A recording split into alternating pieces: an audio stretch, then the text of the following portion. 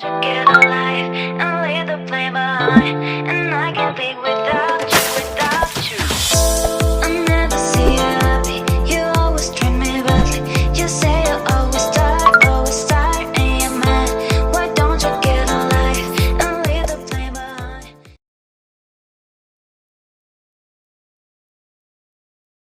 Assalamualaikum warahmatullahi wabarakatuh. Salam sejahtera untuk kita semuanya. Om Swastiastu, Namo Buddhaya, Salam Kebajikan. Bertemu lagi dengan saya, Pramdihar Lambang di OMG, obrolan malam Jumat yang pada hari ini memasuki edisi ke-48. Sesi pada webinar kali ini adalah pembukaan, tadi sudah saya lakukan. Kemudian yang kedua adalah penyampaian materi oleh narasumber, minimal 45 menit. Nanti di tengah-tengah pemaparan materi, Bapak Ibu yang ada pertanyaan, mohon ditulis di kolom chat. Nanti penanya yang terbaik dan paling menarik nanti akan saya undi untuk mendapatkan saldo OVO atau GoPay senilai Rp25.000 untuk 2 orang pemenang. Yang ketiga adalah Q&A atau tanya jawab. Yang keempat adalah Zoom UMKM Expo. Jadi Bapak Ibu yang baru bergabung di webinar kali ini, boleh mempromosikan bisnis dan usahanya, berbicara langsung di depan kamera maksimal 3 menit. Mohon tidak berupa tayangan video atau brosur. Ini ada unsur pendidikannya Bapak Ibu, agar Bapak Ibu berani berbicara di depan kamera. Kemudian dilanjutkan dengan sesi foto bersama. Kemudian ditutup dengan closing statement dan pengumuman pemenang. Tema yang kita bahas pada malam hari ini cukup menarik, yang katanya Coach Jacob ini cukup berat, yaitu tentang storytelling atau story pitching for business. Apa itu storytelling atau story pitching? Yaitu Bapak Ibu semuanya, kita di sini memang kebanyakan entrepreneur atau pengusaha itu dituntut untuk kreatif, untuk meningkatkan omset usahanya, untuk melibatkan customer lebih dalam lagi dengan menggunakan teknik storytelling atau story pitching. Seperti apa storytelling itu atau story pitching for business, kemudian keterampilan apa saja yang kita butuhkan untuk dapat membuat storytelling atau story pitching yang menarik untuk customer kita. Tanpa berpanjang kata lagi, kita sambut pemateri terfavorit di Indonesia, Coach Jacob Win. Silakan Coach. Oke, terima kasih Mas Pram atas kesempatannya malam ini ya. Ini saya diberikan kesempatan oleh Mas Pram untuk bisa berbagi pengalaman dan berbagi sedikit hal yang saya tahu gitu ya. Dan insya Allah nanti relate dengan ini, relate dengan yang tadi disampaikan Mas Pram bahwa akan ada apa Expo ya Mas Pram ya. Nah materi malam ini mungkin nanti relate dengan itu teman-teman. Sebelumnya saya sampaikan Assalamualaikum warahmatullahi wabarakatuh. Waalaikumsalam. Salam sejahtera dan selamat malam untuk teman-teman semua ya. Malam ini info dari Mas Pram nih ya, teman-teman. Kita ini mau ngobrol santai nih, tapi ya nggak tahu ini materinya kok abot banget ya Mas Pram ya. Tentang storytelling dan ini sebelum saya mungkin masuk ke sana ya. Mungkin tadi diberikan waktu oleh Mas Pram 45 menit ya. Ini juga satu challenge dan ini masih relate juga dengan apa yang ingin kita bahas malam ini teman-teman. Jadi intinya adalah di malam ini kita akan berbicara atau berdiskusi ya, ngobrol-ngobrol teman-teman. Nanti silakan untuk ditambah-tambahi ya, mungkin ada hal-hal yang selama ini saya juga masih belum tahu gitu ya, dan insya Allah nanti juga akan dapat ilmu dari teman-teman. Jadi memang di sini ini bukan saya yang memberikan ilmu, tetapi kita belajar bersama, teman-teman. Karena apa? Karena ada yang pernah mengatakan bahwa kalau kita itu berhenti belajar, ya sebenarnya kita itu sudah mati, gitu ya. Gitu. Jadi pada saat kita merasa wah saya sudah tahu segala-galanya, sebenarnya kita udah mati di situ. Saya udah nggak perlu tahu tentang hal ini gitu ya. Berarti kita udah mati di situ. Dan saya tidak mau jadi zombie teman-teman ya. Jadi zombie yang ini Mas Bram apa? Ya udahlah, saya udah jago di sini gitu. Saya nggak belajar enggak. Saya kepingin di sini ini saya juga belajar dari teman-teman ya. Dan saya akan memberikan sesuatu untuk teman-teman dari apa yang saya tahu gitu. Jadi yang saya pernah lakukan, yang saya pernah alami ya, apa yang jadi pengalaman saya. Jadi yang saya nggak tahu, saya nggak berani ngomong Mas Bram gitu.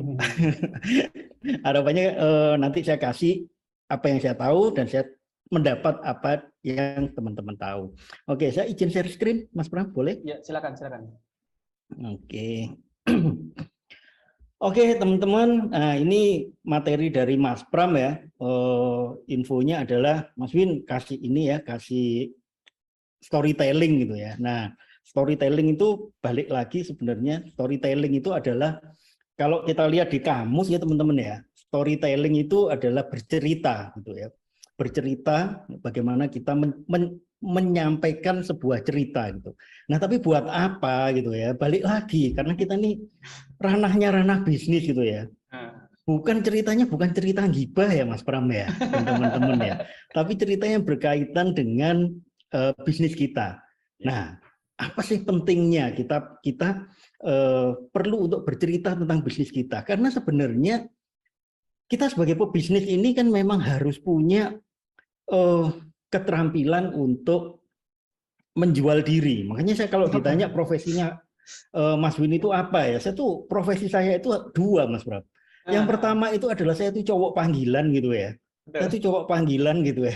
Salah satunya di sini nih saya dipanggil sama Mas Pram gitu ya. Jadi ya saya cowok panggilan. Saya akan hadir di mana saya dipanggil sepanjang saya bisa, teman-teman. Kemudian yang kedua ya, profesinya Mas Win itu apa sih gitu ya? Profesi saya itu jual diri, Mas Pram. Gitu ya. Saya itu cowok panggilan dan saya itu jual diri gitu.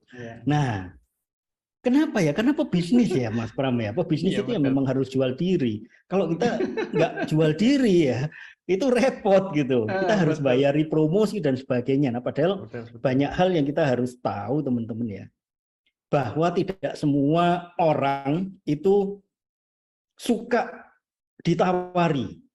Tapi banyak orang itu, teman-teman ya, suka beli gitu. Nah, ini satu contoh nih. Kalau istri-istri kita teman-teman ya pamit ke kita nih, Pak aku mau jalan-jalan ke mall gitu ya, pamitnya jalan-jalan Mas Bram, pulangnya tuh bawa kresek itu sak mobil Mas Bram. Ini kan parah banget ya. Pasti saya tanya, loh kamu ke mall itu siapa yang nawari kamu sampai belanja segini banyak gitu ya? Apa banyak sales di sana yang nawari? Enggak, aku beli di counter gitu. Loh, kan ini konyol ya. Enggak ada yang nawari tapi beli. Saya tanya, nah terus ini beli baju lagi. Kemarin-kemarin udah beli baju. Apa emang butuh? Ya sebenarnya butuh nggak butuh sih gitu. Saya kepingin. Nah, ini ya bahwa orang itu suka untuk beli tapi nggak suka ditawari, Mas Pram. Betul, memang betul. Nah, ini loh Mas Pram, yang akhirnya kenapa kalau kita itu menawarkan sesuatu orang tuh males gitu ya. Kalau kita ngeblasting promosi ya, orang begitu lihat itu udah males baca gitu. Alah dodolan mana gitu. Alah nawari lagi. Tapi kalau kita kemas di dalam sebuah story, di dalam sebuah cerita itu akan keren banget Mas Pram gitu. Nah, beberapa waktu yang lalu saya sudah pernah membahas di acaranya Mas Pram juga ya kalau nggak salah ya tentang covert selling ya. Jadi bagaimana kita melakukan apa yang waktu itu saya sebut sebagai hypno caption. Jadi bagaimana kita membuat caption di sosial media gitu ya yang sifatnya itu menghipnosis gitu ya, menghipnosis. Dan kalau nggak salah juga pernah ada beberapa narasumber yang membahas hal yang sama Mas Pram. Nah, saya rasa itu udah jago lah teman-teman ya, di sini udah beberapa kali dapat materi di acaranya Mas Pram, sehingga saya malam ini Mas Pram saya ingin memberikan sesuatu yang beda gitu ya. Karena ini unik Mas Pram.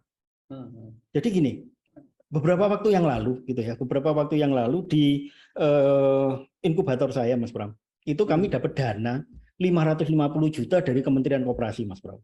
Wow. Saya dibilangi sama Kementerian Koperasi, Mas Bram. Mas Win, ini tak kasih 550 juta, tolong ya buat UMKM naik kelas. Nah, kemudian saya tanya, Mas Bram, loh, kan selama ini sudah sering, Pak, Kementerian Koperasi bikin kayak gitu. Iya, naik kelas, tapi begitu naik kelas, kita dapat masalah lagi, Mas Win. Oke, apa masalahnya? Saya tanya gitu, Mas Bram.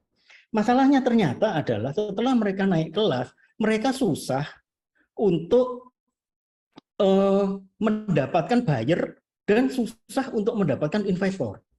Oke, kalau gitu berarti tidak cukup hanya sekedar memperbaiki produksinya, nggak cukup hanya sekedar memperbaiki proses bisnisnya, Mas Bram. Gitu. Tetapi justru permasalahannya adalah mereka sulit untuk mempromosikan tapi lewat mulut sendiri. Gitu. Padahal akhirnya dibuatkan sebuah forum pameran, Mas Bram. Di situ buyer-buyer hadir, investor-investor hadir gitu. Nah, akhirnya saya membuat sebuah materi gitu. Materi yang istilahnya adalah pitching. Pitching itu apa sih? Pitching itu ya seperti yang biasa dilakukan di acaranya Mas Pram ini, istilahnya Mas Pram Expo gitu ya. Tapi nggak boleh menayangkan video. Nah, itu kan harus kita yang ngomong itu. Ya, betul. Nah, ini yang unik, Mas Pram. Nah, ini 45 menit ke depan, teman-teman, saya akan share materi ya secara cepat. Ini biasa saya bawakan 3 jam sampai 4 jam, tapi ini akan saya sampaikan semaksimal mungkin dengan bahasa yang semudah mungkin. Ya, jadi ini biasa saya sampaikan sebagai story pitching, teman-teman. Pitching itu apa? Pitching itu presentasi. Tapi kalau di dunia startup ya, pitching itu dibatasi. Ya. Kalau saya jadi juri startup internasional, pitching itu ada yang 60 detik, 90 detik, 3 menit sampai dengan 5 menit gitu. Ya, jadi itu pakemnya seperti itu. Jadi kita mempresentasikan apa yang kita punya semenarik mungkin gitu ya, dengan durasi yang berbeda-beda. Nah, ini kita harus punya strateginya, Mas Bram. Tujuannya apa sih gitu? Kita melakukan pitching, ya tujuannya supaya bisnis kita itu terdengar di dunia, Mas Bram, terdengar oleh orang lain gitu ya. Karena kita tidak bisa sebagus apapun bisnis kita kalau nggak terdengar kan ya percuma ya, Mas Bram ya. Ya. Ini makanya ini yang akan saya sharingkan dengan teman-teman. Tapi ini sekali lagi ini berdasarkan apa yang saya tahu dan apa yang jadi pengalaman saya. Jadi silakan, nanti saya sangat terbuka dan sangat senang kalau ada teman-teman yang berkenan untuk melengkapi ini sehingga nanti kita bisa jadi pinter bareng-bareng ini gitu ya. Kita bisa jadi bertumbuh bersama-sama. Oke.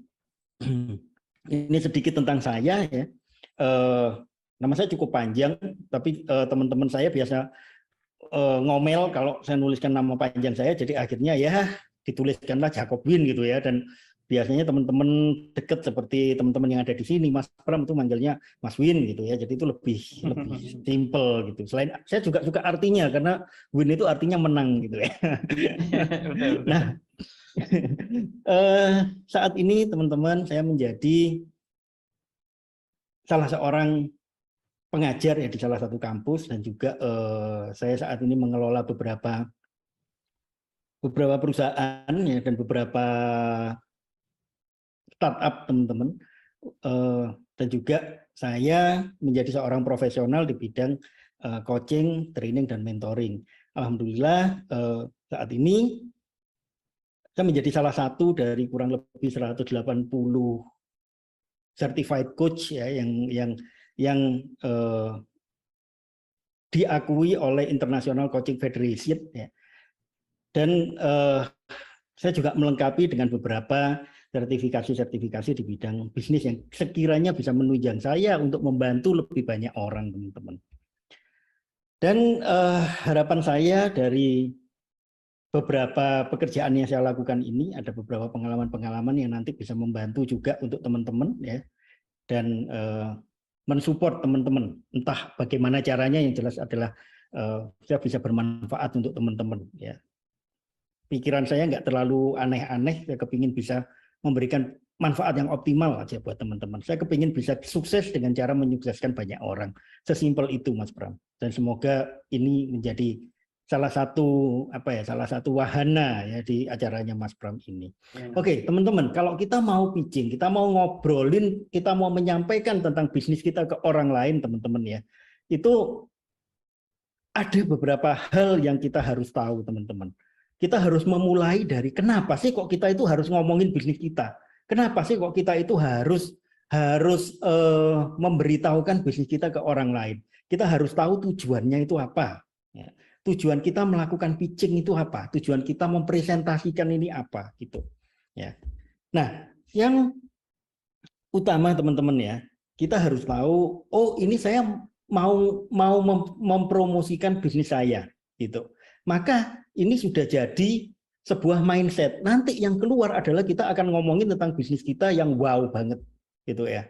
Padahal ya balik lagi, karena kita ngejarnya adalah mempromosikan bisnis, maka nanti yang banyak keluar dari mulut kita itu adalah tentang kalimat-kalimat promosi, teman-teman. Nah, maka kalau saya jadi dalam melakukan story pitching, teman-teman, saya mengubah mindset saya. Saya tidak akan mempromosikan bisnis saya, tetapi saya akan menyampaikan manfaat dari bisnis saya untuk orang lain. Itu dari mindset itu aja nanti yang kalimat yang keluar itu udah beda, Mas Pram dan teman-teman. Kenapa? Karena manusia itu digerakkan oleh mindsetnya. Jadi kalau saya punya mindset saya ingin mempromosikan, yang terjadi nanti saya promosi. Maka sekarang saya ubah mindset saya, Mas Pram dan teman-teman. Saya akan menyampaikan value atau manfaat dari bisnis saya untuk orang lain. Nah ini ya, jadi dari situ apa yang kita harus tahu? Kita harus tahu siapa audiens kita. Kalau kita ikut kontes gitu ya, rata-rata yang jadi juri itu siapa? Waduh, ternyata orang-orang akademisi. Nah ini kita harus paham. Ya, orang-orang akademisi itu sukanya sesuatu yang berbau teoritis. Orang-orang akademisi sukanya dengan data-data yang teoritis banget gitu ya. Impact-nya apa? Dampaknya apa gitu. Nah kalau audiens kita ini orang-orang bisnismen, beda lagi pemikirannya. Data itu penting. Impact itu penting, tapi kita realistis ya. Ini cuan enggak gitu. Karena banyak juga teman-teman yang mereka itu menyampaikan bisnisnya gitu ya.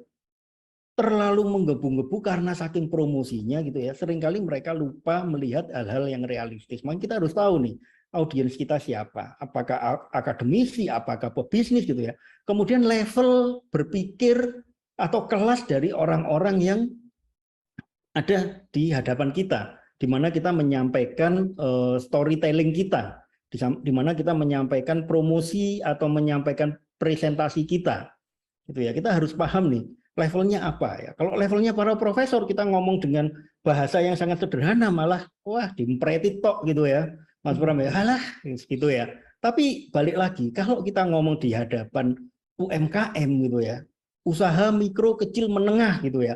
Kalau kecil dan menengah oke. Usaha mikro ini siapa? Waduh, rata-rata ini usaha mikro yang pesertanya 50 tahun ke atas gitu ya. Kemudian kita pakai istilah-istilah yang high class gitu ya. Yang sangat-sangat digital, nggak paham mereka. Ya, percuma. Balik lagi sebenarnya teman-teman ya. Apa yang harus ada di kepala kita? Yang setelah kita mengamati dan kita tahu siapa yang jadi audiens kita ya. Yang pertama adalah kita ini harus paham tentang apa sih yang jadi prospek untuk bisnis kita ini gitu ya. Bisnis kita ini prospeknya seperti apa? Kemudian kita harus selalu menyampaikan segala sesuatu yang berbasis pada data. Jadi tidak ngawur gitu ya. Kita ngomong ini menjadi masalah gitu. Padahal enggak juga gitu ya, datanya mana gitu. Atau kita mengatakan bisnis saya adalah bisnis satu-satunya gitu ya. Padahal di luar banyak yang kayak gitu, cuman kita yang nggak tahu misalnya gitu ya. Ini yang kita harus hati-hati teman-teman. Ya, bisnis saya adalah bisnis terunik di dunia misalnya gitu ya. Padahal di luar udah banyak. Akhirnya apa? Kelihatan bahwa kita ini katrok gitu. Wah, nggak pernah nonton TV nih. Wah, nggak pernah buka internet ini gitu ya. Makanya kita harus berbasis pada data. Kemudian kalau kita menjalankan sebuah bisnis seperti yang tadi saya bilang, bisnis itu harus punya dampak positif teman-teman dan Mas Pram. Dampak positif ini apa? Ya, tidak hanya kita cari cuan, tapi jangan lupa untuk cari cuan. Nah, ini seringkali nggak imbang gitu ya. Pada waktu mempromosikan bisnis gitu ya, banyak yang akhirnya menyampaikan impact-nya ini, tetapi mereka lupa bahwa iya ya mereka juga butuh ya untuk cari cuan gitu ya. Mereka juga butuh untuk bisnis jadi gede, itu nggak disampaikan gitu. Sehingga kesannya adalah ini sekedar retorika gitu ya. Atau kalau istilahnya Mas Pram waktu itu, wah ini kita stok gitu ya, itu yang sering. Atau malah ngomongnya cuan terus. Saya kepingin bisnis saya menjadi bisnis yang mendunia, sehingga saya bisa menjadi kaya raya, saya jadi konglomerat, lupa menyampaikan impact-nya atau manfaatnya untuk masyarakat gitu ya. Nah, jadi ini harus imbang teman-teman. Kemudian nanti kalau kita menyampaikan dalam bentuk ada slide-nya gitu ya. Kita ngomong kadang-kadang nih yang sering ya kalau kita melakukan pitching di panggung tuh Mas Pram ya. Di belakang kita tuh ada plasma yang gede ya, TV yang gede itu Mas Pram. Nah, itu biasanya kita ngomong didukung dengan visualisasi yang bagus. Nah, seringkali visualisasinya ini terlupakan Mas Pram. Isinya tulisan tok gitu ya. Jadi orang yang lihat itu bosen atau sudah yang nongol di belakang itu tulisan, yang disampaikan adalah kita membaca tulisan itu. Wah, itu tambah parah lagi Mas Pram. Ya, saya pernah tuh jadi juri Mas Pram ya. Terus yang sampaikan, saya cut di tengah-tengah. Mohon maaf, kami di sini tidak ada yang buta huruf, kami bisa baca sendiri saja gitu karena jengkel Mas Pram. Ya, yang kami nilai ini 200 startup gitu ya, 200 pebisnis. Sementara dia menghabiskan waktu dengan hal yang seperti itu gitu ya, wasting time banget gitu. Nah, maka ini perlu disiasati teman-teman. Nah, kemudian kalau kita sudah memiliki ini semua ya, yang ada di kepala kita itu sudah kita tata nih. Saya mau mempresentasikan sesuatu yang berbasis pada data. Saya ingin menyampaikan sesuatu yang sifatnya itu prospek ke depannya. Jadi tidak hanya kita ngomong soal yang ada sekarang atau yang kemarin-kemarin, tapi kita harus melihat sesuatu ke depan. Kemudian harus ada impact-nya. Kemudian harus ada visualnya. Visual ini tidak harus dalam bentuk tidak harus dalam bentuk slide gitu ya. Nah, kalau pas nggak ada slide-nya atau pas proyektornya mati gimana gitu kan. Nah, kita bisa memvisualisasikan dalam bentuk kata-kata nanti teman-teman. Ini yang penting ya. Oke. Nah, kalau kita ngomongin story, ini teori ya. Jadi saya nggak akan bahas ini terlalu banyak ya, karena ini teori. Ya. Teorinya adalah kalau kita mau bikin story teman-teman kayak kita nonton sinetron gitu ya. Jangan ngeflat gitu ya. Ngeflat itu apa sih? Ya datar aja. Kalau kita nonton sinetron kan ada kalanya ada sesuatu yang bikin greget Mas Bram. Ya itu klimaksnya ya. Makanya secara teori ya, itu dibagi menjadi 3 bagian. Yang pertama adalah bagian intro. Bagian intro itu pendahuluan tuh, biasanya menceritakan tentang latar belakangnya apa dan sebagainya. Kemudian, nah di bagian tengah ya, di bagian tengah itu adalah bagian tentang bisnis kita tuh. Apa yang kita develop ya, kenapa sih kok saya mau bangun bisnis ini, tim saya itu seperti ini gitu ya, visi saya ke depan ini. Nah ini sudah mulai klimaks nih, gitu. Nah, pada saat sudah mulai klimaks, disitulah biasanya muncul yang namanya moment to sell gitu ya. Pada saat kita sudah membawa pikiran audiens itu ke titik klimaks, oh iya ini ternyata bagus banget ya menyelesaikan permasalahan dan sebagainya. Nah di titik itu kita lakukan selling. Kita lakukan selling dengan cara apa? Dengan cara kita sampaikan keinginan kita apa. Ya, karena balik lagi kita sekarang ngomong, kita sekarang melakukan storytelling, kita melakukan pitching, kita melakukan presentasi, atau istilah Mas Pram tadi melakukan expo gitu ya. Itu pasti kita punya tujuan. Nah, itu macam-macam teman-teman. Ada yang tujuannya memang, oke, saya cuma mau ngasih tahu tentang bisnis saya, gitu. Atau kalau seperti itu berarti tidak ada niat kuat untuk orang yang dengar langsung beli. Ya, nggak beli sekarang nggak apa-apa, yang penting dengar dulu gitu kan, belinya bisa besok-besok gitu. Atau kita memang menyampaikan sesuatu dengan tujuan membuat orang penasaran, sehingga yang terjadi adalah nanti mereka akan kontak saya untuk tahu lebih banyak. Nah biasanya gitu, atau istilahnya adalah lead magnet di sini ya. Mohon maaf kalau saya pakai beberapa istilah yang mungkin agak aneh ya. Bukan karena saya kepingin kelihatan pinter, enggak, karena saya belum menemukan padan katanya itu di bahasa Indonesia. Lead magnet gitu ya. Lead magnet itu sesuatu yang membuat orang itu tertarik, menggiring orang untuk Ya, lebih betul. tertarik dan lebih tertarik. Nah itu bahasa Indonesia apa Mas Pram? Kan enggak ada gitu ya. Jadi terpaksa Daya saya tarik. gunakan daya tarik. Sex appeal, enggak cocok lagi malah Mas Pram gitu ya. Itu makanya saya tetap pakai istilah lead magnet, teman-teman. Nah, kemudian juga di sini kita kalau sudah tahu ya, oh iya ini ada investor, saya kepingin para investor ini investasi ke saya. Nah itu udah berbeda lagi nanti ya. Nah ini momen kita untuk masuk di situ ya. Momen kita untuk masuk. Jadi pada saat kita sudah klimaks di situ, disitulah kita masuk. Ya. Kita sampaikan tujuan kita apa. Yang mau untuk diinvest ya kita bisa ngomong, dan inilah saat yang tepat bagi Anda untuk menginvestasikan dana Anda kepada bisnis kami. Nah ini masuknya di sini. Kalau kita ngomong ini di depan, orang udah belum ngapain sih, belum kok udah minta invest gitu kan. Emang sebagus apa sih bisnis Anda gitu kan. Nah makanya kita harus punya momen yang tepat di sini teman-teman. Nah setelah kita menyampaikan ya, mau kita apa, kita tutup dengan kalimat penutup atau epilog. Ya, ini teorinya seperti ini ya, tapi saya tidak akan membahas ini terlalu panjang teman-teman. Ya, ini kalau di teorinya ya memang ada beberapa hal yang perlu kita tampilkan di intro itu apa saja, ada tagline, kemudian ada elevator pitch-nya. Sebentar lagi kita akan bahas elevator pitch aja ya, karena ini cukup banyak nantinya.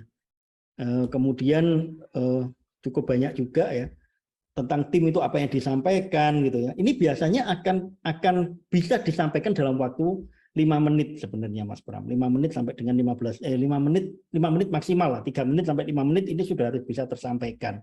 Ya, kebayang bahwa ini memang sulit sehingga susah juga kalau spontan kita menyampaikan ini. Jadi biasanya teman-teman ada yang namanya pitch deck ya. Pitch deck itu sebenarnya slide PPT gitu ya. Yang nantinya akan ditampilkan atau rangkuman dari bisnis kita. Nah, biasanya kita sudah hafal luar kepala nih. Kita sudah hafal luar kepala tentang bisnis kita. Jadi misalnya nih, ya kalau pengalaman saya teman-teman, biasanya begitu diminta, waktunya berapa? 3 menit. Oke, saya pakai hafalan yang 3 menit gitu. Saya pakai pitch deck yang 3 menit. Ini 5 menit, saya pakai pitch deck yang 5 menit.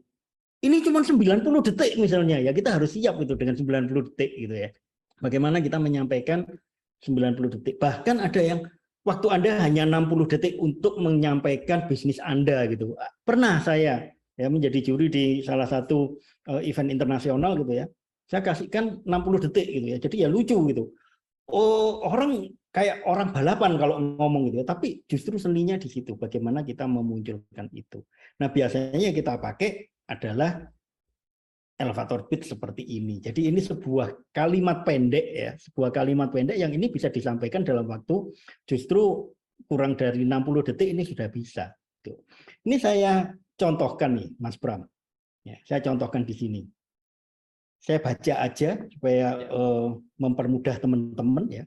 Produk kami adalah teh herbal untuk membantu para profesional dan pekerja Indonesia yang mengalami tekanan stres dan mental, serta ingin meningkatkan kualitas dirinya dengan cara menurunkan stres dan meningkatkan rasa percaya dirinya melalui gaya hidup sehat dan berkualitas.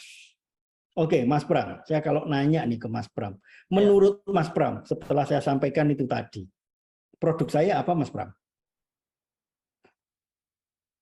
Ini teh herbal. Teh herbal, oke. Keunggulannya apa teh herbal saya dibanding dengan teh herbal yang lain, Mas Pram? Bisa menurunkan stres, meningkatkan rasa percaya diri, meningkatkan kualitas dirinya. Oke. Nah, itu sudah ada gambaran dari apa yang saya sampaikan ini, gitu ya. Menurut Mas Pram, seberapa menarik produk saya ini dibandingkan dengan teh herbal yang ada di pasaran sekarang, Mas Pram? Skala 1 untuk sangat tidak menarik, skala 10 untuk sangat menarik. Ini sedengan. Level 5. Ada di berapa? Oke, level 5. Apa yang membuat Mas Pram berpendapat bahwa ini layak untuk di level 5, Mas Pram? karena tidak ada sesuatu yang apa ya beda gitu. Sepertinya teh herbal ini ya sama kayak teh-teh yang lain. Oke. Kurang ada apa different value-nya nggak ada. Oke. Nah, apa yang Mas Pram kepingin tahu lebih jauh tentang teh herbal ini, Mas Pram? Teh herbal, teh ini kan banyak macamnya. Ada teh hijau, ada teh yang nah ini kandungannya seperti apa? Terus apakah izinnya sudah ada apa belum? Nah, ini kan banyak macam tehnya kan banyak. Kalau ditinjau dari sisi manfaatnya atau value-nya, apa yang Mas Pram kepingin explore atau kepingin tahu lebih banyak tentang teh hijau, tentang teh herbal ini, Mas Pram? Ya, ini kan gimana caranya biar stres kita atau tekanan mental kita tuh bisa turun dengan minum teh herbal ini. Oke, kalau gitu saya bisa menjawab itu. Selain teh herbal ini, Mas Pram, saya ada aplikasi yang dia bisa membantu bagaimana konsumsi teh herbal ini bisa menekan stres dan tekanan mentalnya, Mas Pram. Oke, nah itulah yang nanti akan banyak kita bahas, Mas Pram. Jadi bagaimana kita bisa memunculkan itu di dalam sebuah kalimat pendek gitu ya, di dalam sebuah kalimat pendek yang memang dia bisa menyodorkan ini loh value yang kita punya, gitu. Dan membuat orang untuk kepingin tahu lebih banyak tentang produk kita, Mas. Nah ini ya, jadi ini yang disebut dengan elevator pitch sebenarnya. Jadi sebuah kalimat pendek gitu ya, yang menceritakan sekilas tentang manfaat yang kita miliki dari produk kita, gitu ya. Nah ini memang warnanya macam-macam, ya. Warnanya macam-macam. Kalau kita lihat di sini teman-teman, ini yang warna merah itu adalah ya teh herbal, itu adalah nama produknya, jenis produknya. Sehingga dengan hanya satu kalimat ini orang sudah tahu, oh ini dia punya teh herbal, dan teh herbal ini fungsinya adalah membantu orang untuk orang-orang yang mengalami tekanan stres dan tekanan mental. Orang-orangnya siapa? Oh, para profesional dan pekerja. Udah langsung kelihatan. Saya tidak bermain di segmen orang-orang awam gitu ya. Saya bermainnya memang ini teh herbal yang khusus untuk para profesional dan para pekerja. Ya. Menurut Mas Pram nih, dari uraian yang saya kasih ini, harganya murah atau harganya mahal, Mas Pram? Lumayan. Apa yang membuat Mas Pram berpikir bahwa harganya lumayan? Karena kalau dilihat dari pangsa pasarnya ini kan para profesional, para pekerja. Jadi memang target marketnya memang untuk para profesional. Oke, dengan stigma bahwa para profesional dan pekerja duitnya banyak gitu kan? Iya, betul. Oke, jadi ini memang dari sini kita sudah tahu, oh ini teh herbal bukan teh herbal yang murahan ya, gitu. Bukan yang harga 5.000 sekotak gitu ya, atau 15.000 sekotak ini. Gitu. Ini memang pangsanya profesional dan pekerja, makanya dia mahal gitu. Ya. Targetnya untuk apa sih? Ya, untuk meningkatkan kualitas diri. Dengan cara apa? Menurunkan stres, meningkatkan rasa percaya diri gitu. Dan ini tidak hanya sekedar teh herbal, karena bagaimana teh herbal bisa meningkatkan rasa percaya diri? Seperti yang tadi ditanyakan sama Mas Pram. Gimana terusan teh herbal itu bisa menurunkan stres gitu kan? Apa bedanya dengan yang lain gitu kan? Nah, ternyata saya bisa sampaikan, ini kita nggak cuma jual teh herbal, tapi kita jual konsultasinya, kita jual ada aplikasinya dan semuanya gitu.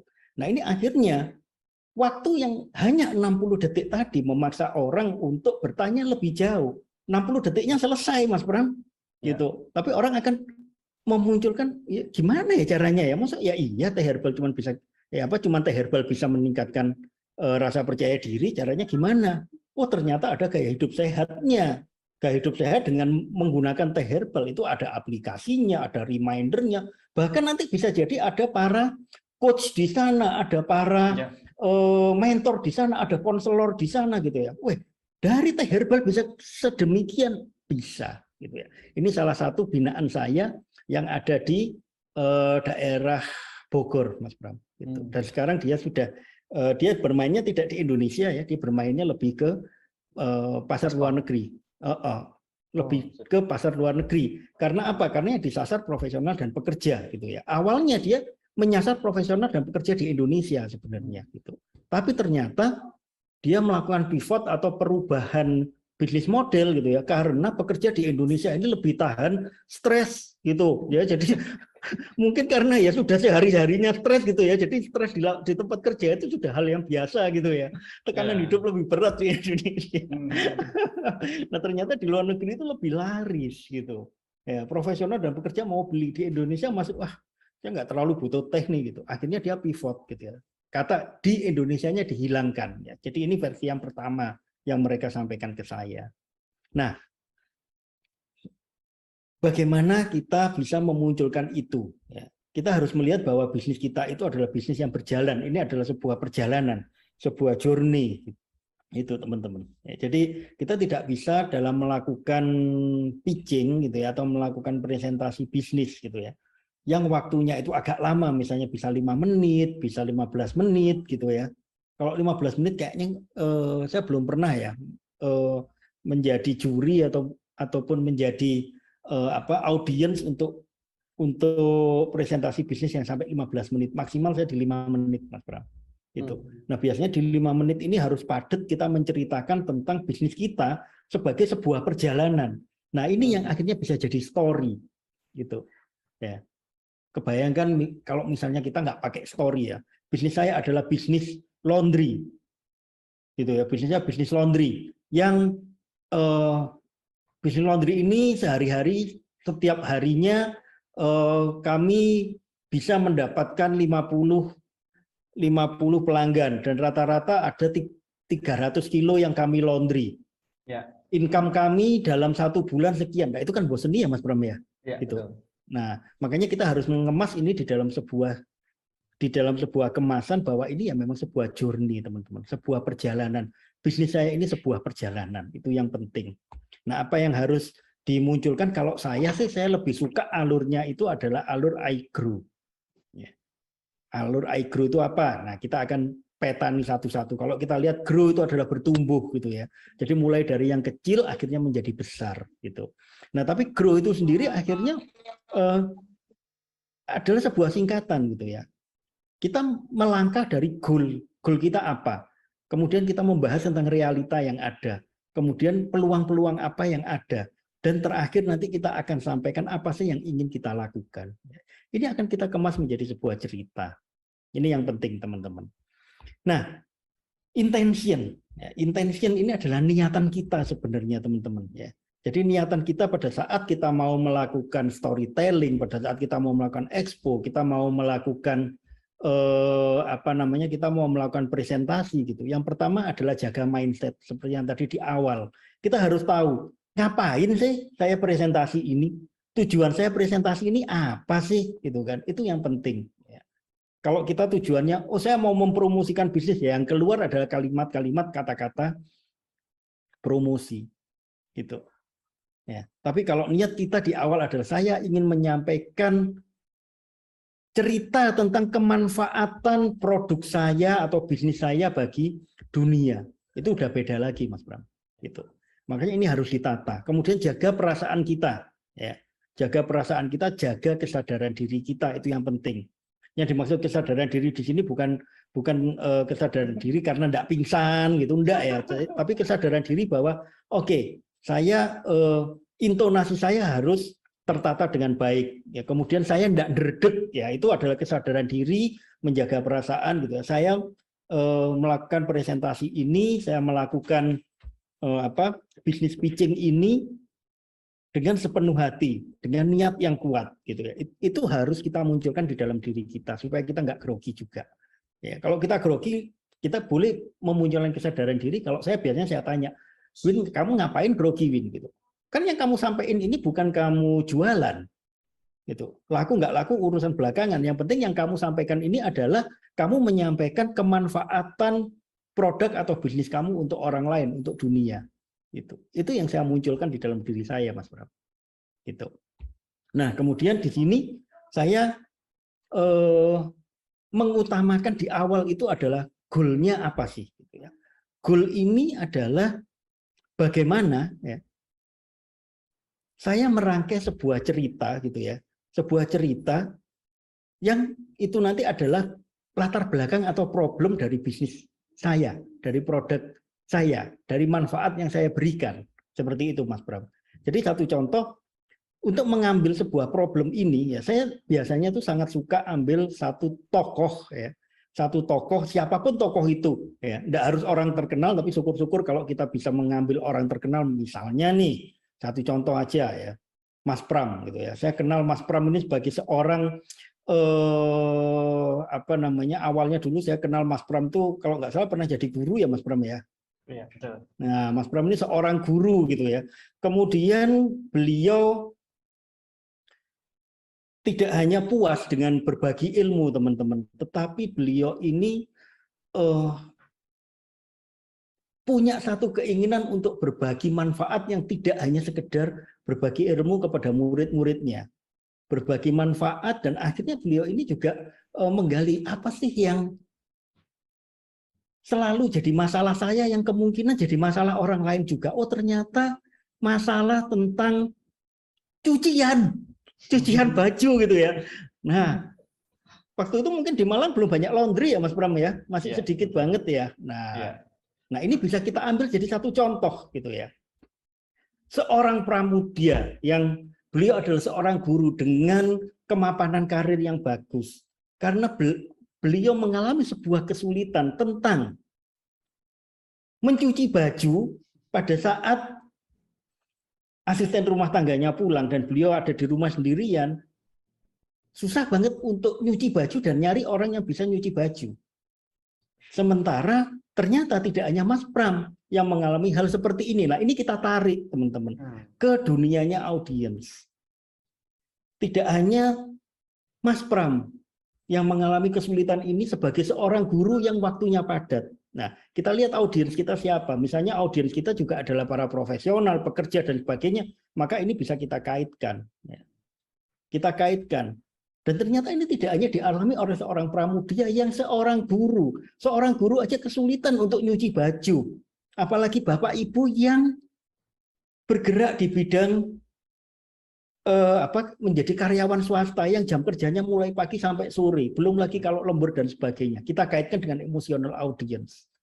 Betapa parahnya dan betapa menderitanya kalau kita pulang masih harus mikiri cuci baju, padahal besok baju mau dipakai. Nah ini kita bisa kaitkan dengan emosional di sana, Mas Bram. Nah kemudian barulah kita munculkan sebuah solusi. Tetapi ternyata apa yang dibutuhkan oleh Mas Pram itu adalah sebuah laundry yang tidak sama dengan laundry-laundry yang lain. Karena Mas Pram ini cerewetnya minta ampun.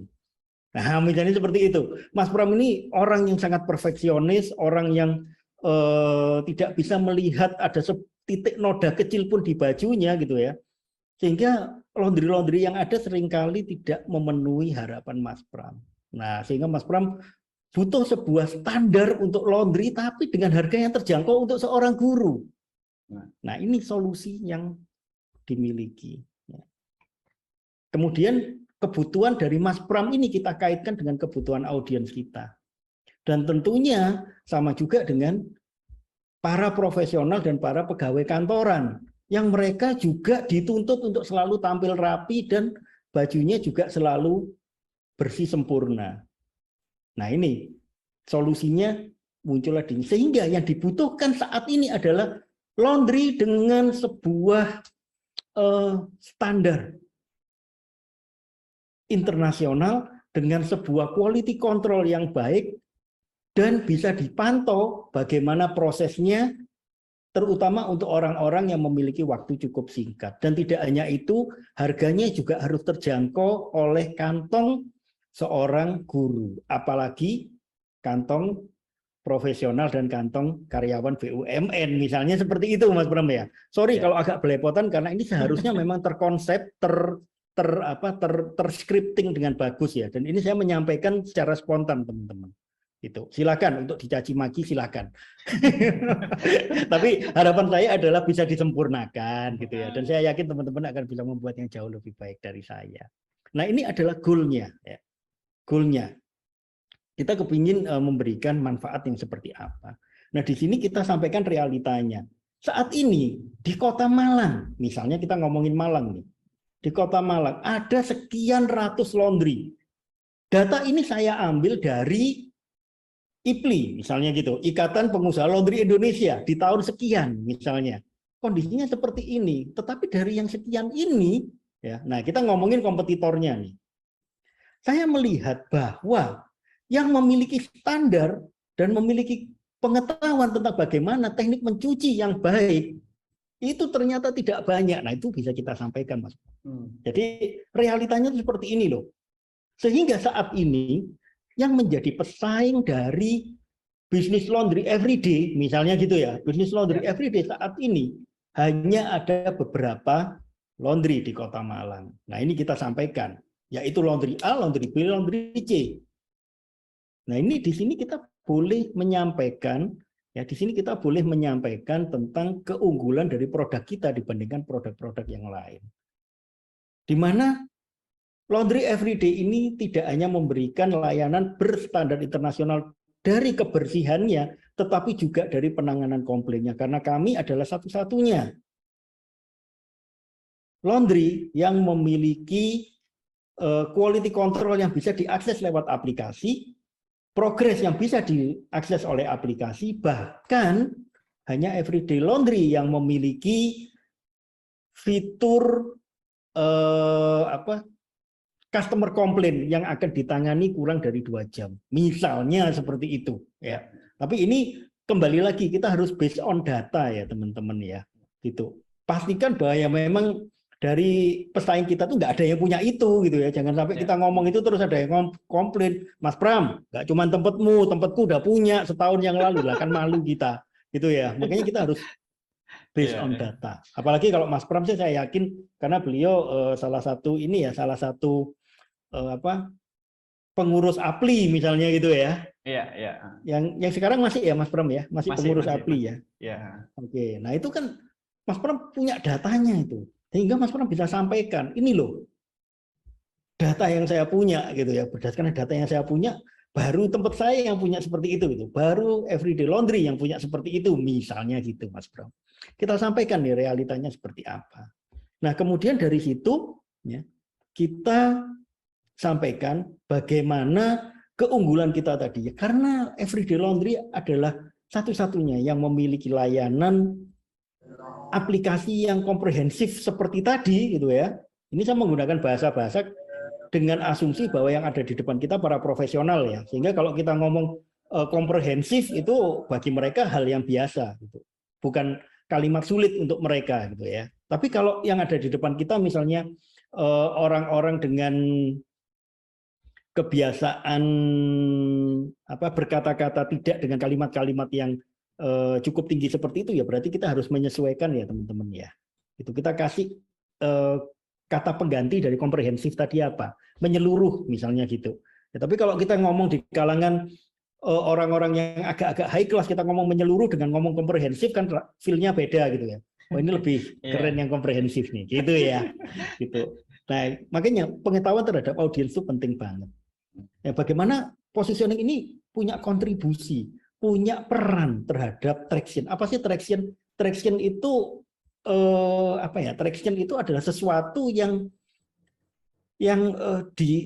menunjukkan seberapa banyak sih konsumen kita itu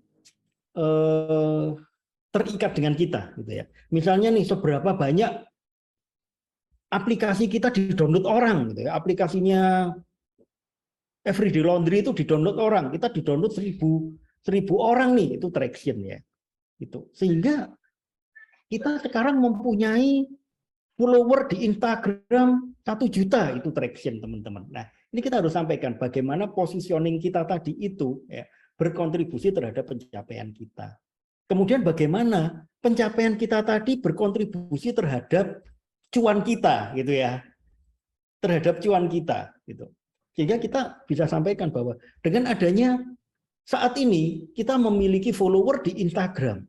Dengan adanya fitur-fitur yang unik dan menjawab kebutuhan para konsumen Everyday Laundry saat ini memiliki follower 1 juta orang misalnya gitu, atau Everyday Laundry sudah didownload oleh 1000 pengguna di Play Store misalnya gitu ya. Sehingga dari traction yang demikian kami pun mendapatkan revenue rata-rata per bulan sebesar 50 juta misalnya gitu ya. Itu boleh disampaikan asal ini realistis dan asal ini benar ya teman-teman ya. Jadi jangan apa ya istilahnya ngebluffing ya. Ngebluffing itu sesuatu yang membesar-besarkan gitu ya. Tapi ini memang real seperti ini.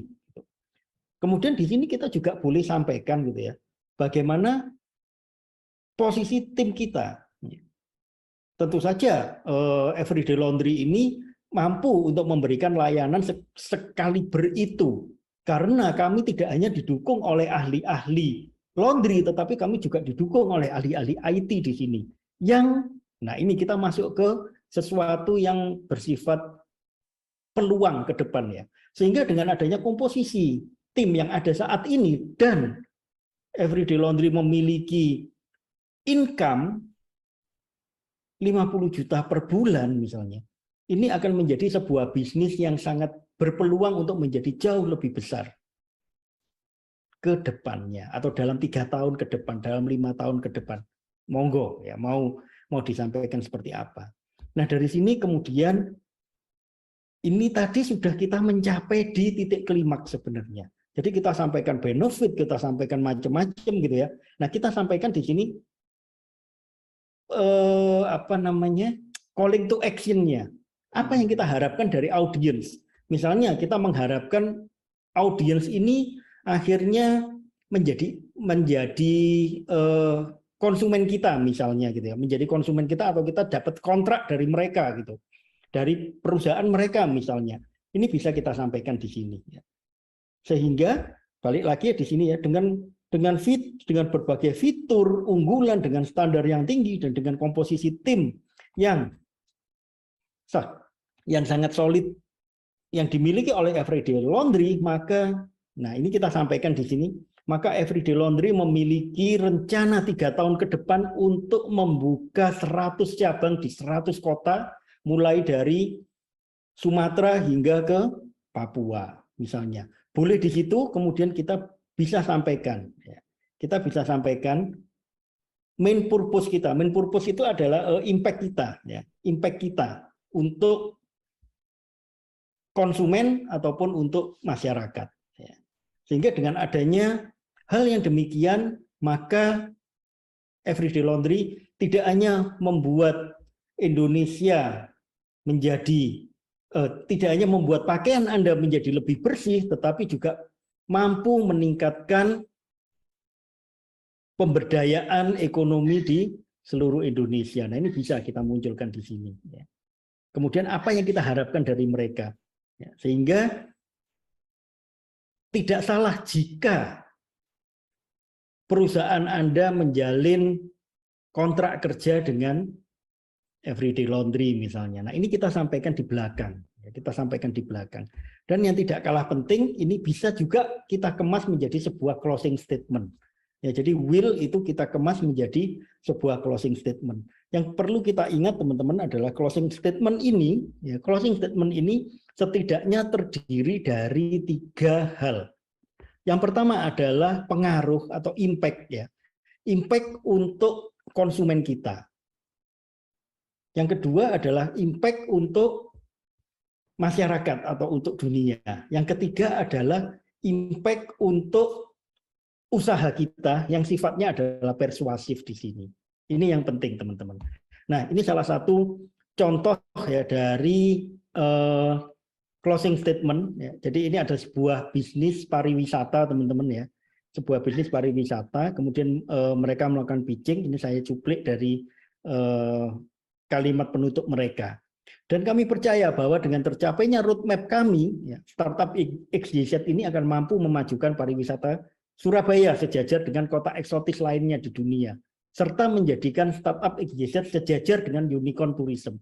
Nah, ini tidak hanya tentang masyarakat, tidak hanya tentang memajukan pariwisata Surabaya, tetapi juga mereka ingin menjadi unicorn atau perusahaan yang bernilai miliaran dolar ya, ke depannya gitu ya. Dan di sini mereka membutuhkan support, sehingga mereka menyampaikan, support Anda dan segenap user akan menjadi langkah kita bersama untuk mewujudkan mimpi luar biasa tersebut. Jadi di sini mereka mengharapkan untuk dapat investasi. Nah, kalau terkait dengan Everyday Laundry tadi, mungkin saya bisa menyampaikan sebagai penutup seperti ini. Dan kami percaya dengan tercapainya impian kami 3 tahun ke depan, melalui roadmap yang tadi sudah saya sampaikan, maka Everyday Laundry tidak hanya bisa membuat baju para profesional dan karyawan se-Indonesia menjadi lebih bersih, tetapi juga meningkatkan kualitas kerja mereka melalui peningkatan kepercayaan diri, dan tentunya dengan kualitas kerja yang meningkat akan mempercepat terwujudnya pembangunan di Indonesia. Nah, balik lagi sekarang. Yang akan kita jadikan penutup adalah apa yang kita inginkan dari mereka. Dengan terjalinnya kontrak kerja antara perusahaan Anda dengan Everyday Laundry, tidak hanya membuat Anda berkontribusi bagi Indonesia, tetapi juga akan membuat Anda menjadi insan-insan atau pribadi-pribadi yang jauh lebih produktif. Dan itu menjadi tanggung jawab kita bersama. Terima kasih. Itu keren banget gitu ya. Jadi epilognya ada di situ. Ya, jadi kalau kita lihat story-nya memang sudah tertata di sana. Nah, ini yang bisa saya sampaikan ya, semoga nanti bisa memberikan manfaat gitu. Dan semoga ini saya on time. Oke. Demikian yang bisa saya sampaikan di materi saya. Terima kasih. Saya kembalikan kepada Mas Pram. Ini materinya mantap sekali. Semoga tidak berat ya teman-teman untuk materi hari ini. Ini soalnya kok adem ayem ini. Semoga tidak berat. Pertanyaan dari saya ini Coach, terkait dengan storytelling atau story pitching. Ini apakah storytelling atau story pitching ini muncul karena ini, Coach, literasi membaca bangsa kita itu cukup rendah. Jadi orang Indonesia itu lebih suka mendengar cerita dibandingkan dengan membaca. Kalau menurut Coach Yakob gimana? Iya. Jadi kenapa sih kita perlu membuat ini menjadi sebuah cerita gitu ya? Karena saya kalau melihat tidak terkait langsung dengan literasi membaca ya, dengan literasi atau kebiasaan membaca ya, budaya membaca di Indonesia gitu ya. Kalau budaya membaca di Indonesia ya memang seperti itu. Saya tidak berani komen terlalu ini ya, terlalu jauh gitu ya. Tapi kenapa kita harus menggunakan story gitu ya? Karena balik lagi Mas Bram, karena otak manusia gitu ya, itu dia tidak suka dengan segala sesuatu yang sifatnya itu technical gitu ya. Yang sifatnya itu matematis banget, kemudian yang sifatnya itu benar-benar saklek gitu ya. Kalau kita dengar nih, dan gini, orang ya manusia itu tidak suka dinasehati, dia tidak suka dihakimi, Mas Bram. Ya. Contoh aja, ya, mulai kita kecil gitu ya. Kalau orang tua saya tidak pernah mengatakan kamu tidak boleh mencuri ya, mencuri itu jelek. Enggak, mereka cerita ke saya tentang kancil nyolong timun untuk memunculkan ini, untuk memunculkan tentang kecerdasan. Tetapi di akhir cerita ya, saya masih ingat itu ya. Mama saya dulu terus bilang, loh, oke, kancil itu cerdik. Nah, terus gimana dengan nyolong timunnya? Nah, itu membuat saya berpikir gitu ya. Oh, ternyata ya ada kalanya hal yang tidak baik itu bisa menjadi baik kalau tujuannya jadi baik gitu. Nah, itu ya, dan cerita ini kan sudah kita dapatkan mulai dari kita kecil, Mas Bram. Gitu. Mulai dari kita itu masih kecil, orang tua kita selalu bercerita kepada kita, dan ternyata memang cerita itu ya membuat kita berpikir kreatif. Kita tidak merasa dihakimi di situ. Kita nggak merasa kita dikuliahi di situ, gitu ya. Tapi kayak orang ngobrol gitu ya. Nah, kenapa kok kita harus memunculkan ada satu tokoh di sana? Ya.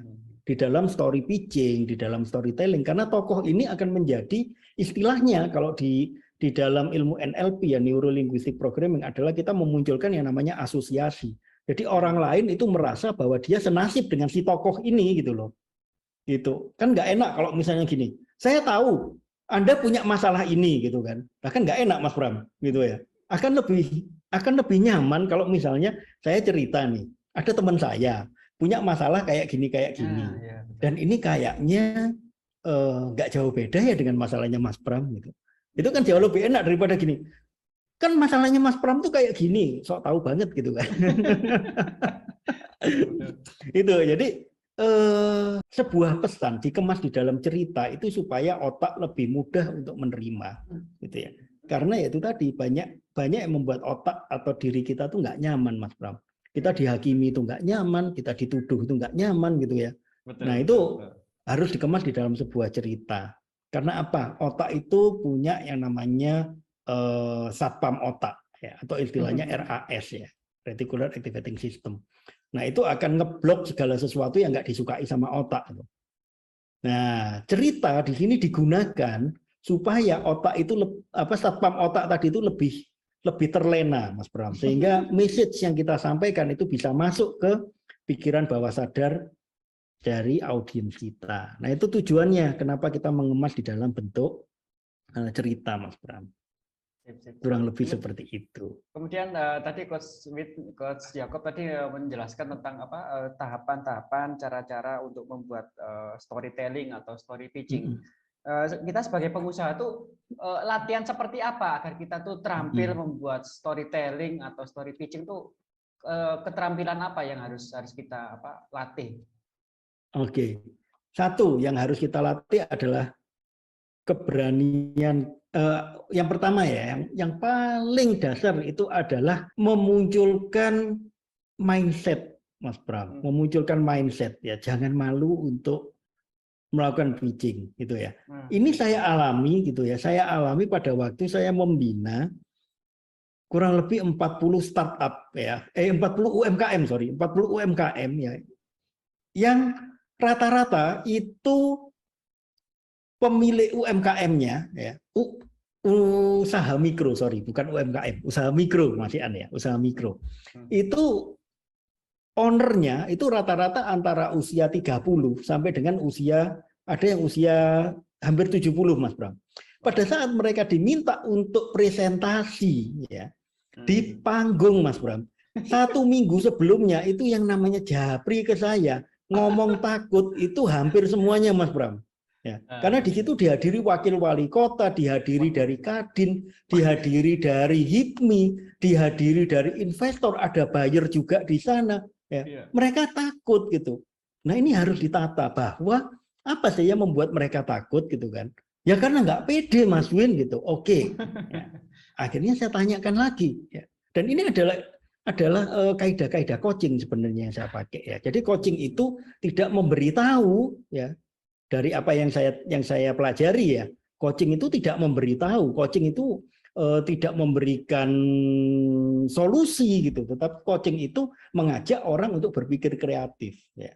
Ini yang saya pelajari, sehingga apa yang dilakukan? Bertanya. Ya. Yang saya lakukan adalah banyak bertanya kepada mereka. Oke, Anda nggak percaya diri, apa yang membuat Anda nggak percaya diri? Ya karena saya nggak kulino untuk ngomong di depan, Mas Win. Saya takut salah. Oke, kalau Anda takut salah dan Anda nggak kulino ngomong di depan, sehingga Anda grogi, maka menurut Anda gimana caranya biar nggak grogi ya? Ya, saya harus banyak latihan tuh kan. Dia yang punya masalah, solusinya muncul dari dia. Gitu. Itulah coaching, gitu ya. Itulah coaching, gitu. Jadi kalau solusinya dari saya bukan coaching namanya. Oke, Anda kalau gitu banyak latihan ya. Nah, saya bisa dimaki orang sok tahu Mas Win gitu kan, susah saya gitu ya. Nah, itu namanya mentoring gitu ya. Nah, kalau coaching tidak seperti itu. Tetapi saya tanyakan kepada mereka. Ternyata apa sih yang membuat mereka takut? Wah, ternyata mindset mereka sendiri. Ya. Dan akhirnya apa yang harus dilakukan supaya mindset itu terbongkar, gitu, terdobrak. Ya kalau gitu saya harus mempersiapkan diri dengan lebih baik. Oke, caranya gimana? Muncul sendiri dari mereka, Mas Bram. Kalau gitu Mas Win nanti tak tulis dulu ya naskahnya, tak apalkan. Oke, nggak apa-apa. Oke, coba aja dijalankan. Nah, kemudian menurut Anda berapa banyak Anda harus berlatih sehingga Anda tidak lagi grogi di situ? Ya kurang lebih 5 kali, Mas Win. Oke, coba dijalankan aja dulu. Dijalankan sama dia. Dia tulis, Mas Pram ya, dia tulis itu kalimat-kalimatnya, kemudian dia baca, dia latihan sampai 5 kali, sampai akhirnya dia hafal dengan sendirinya. Tidak niat ngapalkan, ya karena diulang-ulang akhirnya dia hafal. Oke, saya suruh sekarang. Oke, coba Anda ingat-ingat, Bu, ya gitu ya, karena ini kasusnya ibu-ibu nih, ya, kasusnya ibu-ibu umur 60-an. Oke, Bu, Ibu ingat-ingat sebelum Ibu nulis dan sebelum Ibu belajar, ya. 5 hari yang lalu apa yang Ibu rasakan? Saya grogi. Oke, Anda grogi. Sekarang setelah Anda belajar gimana? Udah nggak grogi lagi, Pak. Gitu. Nah, akhirnya apa? Akhirnya ya mindset itu terdobrak. Dan caranya ini bisa dicontek juga ini ya sama teman-teman juga ya. Buat skripnya, kemudian hafalkan ya. Syukur-syukur nanti kalau akhirnya itu sudah hafal luar kepala, cuman poin-poinnya yang hafal gitu ya. Ya kita ketemu orang dimanapun, ketemu di kereta api, ketemu di bis, ketemu sekedar di ini, kita bisa promosi tapi dengan bentuk cerita. Gitu. Yang sifatnya tidak mempromosikan. Nah ini balik lagi ke mindset. Saya tidak mempromosikan produk saya. Saya tidak berusaha membuat orang beli produk saya. Saya hanya berusaha untuk menyampaikan manfaat produk saya kepada orang lain. Mau beli, terserah. Tidak apa-apa. Karena balik lagi, tidak semua orang butuh produk kita, Mas Pram. Sehingga kita tidak bisa memaksakan orang harus beli produk saya. Gitu. Tidak semua orang butuh laundry seperti di Everyday. Sorry ya, Mas Pram. Tapi realitanya begitu. Everyday punya standar yang bagus. Tapi ada orang yang ternyata mereka nggak butuh standar bagus. Mereka butuhnya murah. Everyday nggak bisa kasih tuh, tekor Mas Pram kalau murah, gitu ya. Loh saya obatnya pakai obat yang berkualitas, standar saya mesin cucinya pakai yang bagus ya otomatis harganya mengikuti. Kalau Anda cari yang murah tidak di Everyday, lah kan gitu Mas Pram. Artinya apa? Tidak semua orang butuh produk kita. Dan balik lagi, tidak ada satu produk pun di bisnis ini yang memang dibuat untuk semua orang.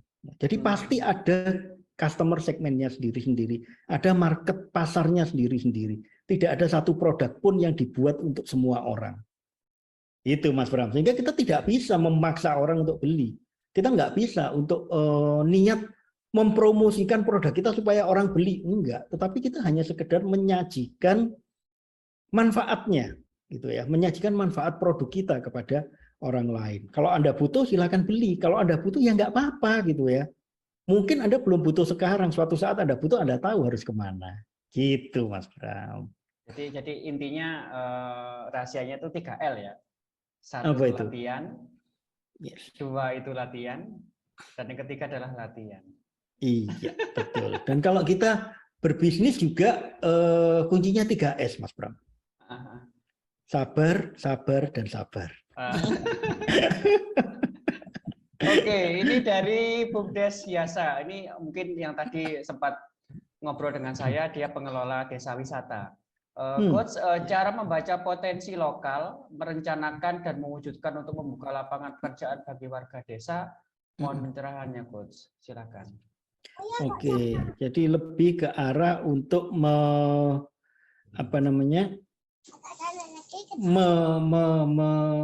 mengeksplor ya, mengeksplor potensi lokal atau local wisdom ya Mas ya.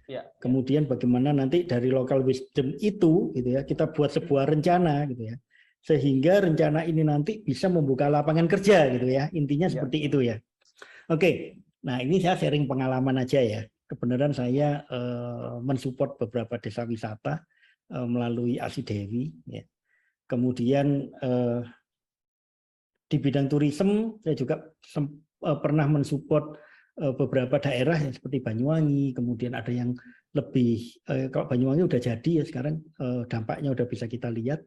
Kemudian ada juga di Natuna, yaitu wah sangat melip ya kalau dari ini sangat jauh ya dari ibu kota gitu ya, bahkan dia mendekati perbatasan gitu.